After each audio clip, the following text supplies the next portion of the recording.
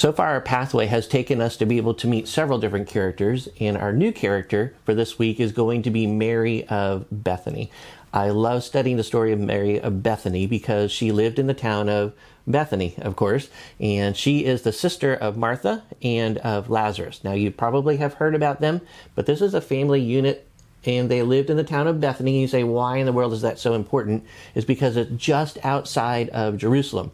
And you've heard about the Mount of Olives, and literally you come out of Jerusalem, you come up the hill and past the Mount of Olives, and then there is Bethany. It's like literally right there. And so Jesus, as he would have come and gone from the city of Jerusalem, probably many times, and perhaps even when he was a youngster, traveling with his parents back and forth, certainly through his ministry, we understand that Mary of Bethany, along with her sister and brother, welcomed Jesus many, many times. And so I want you to see that this is a really, really close relationship that Jesus has with Mary, Martha, and Lazarus. But as we think about that relationship, I think it's really, really telling because Jesus invites all of us to have a close relationship with him. And so Jesus even says, hey, follow me, but he goes beyond that. And later on in his ministry, remember that Jesus called his disciples what?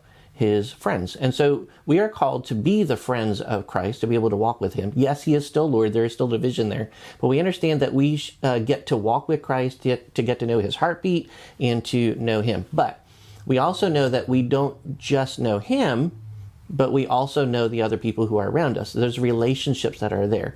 And that is a picture of the church, that God calls us together to follow him. And so we think about Mary of Bethany and her relationship, her brother and her sister's relationship to Jesus specifically, and it's a great picture of our relationship with him and with the church. And so as we contemplate and we think about Mary of Bethany, let's think about the Word of God. Let's think about her picture and what her story will remind us about in our own lives as we take steps along the journey to follow Jesus Christ too.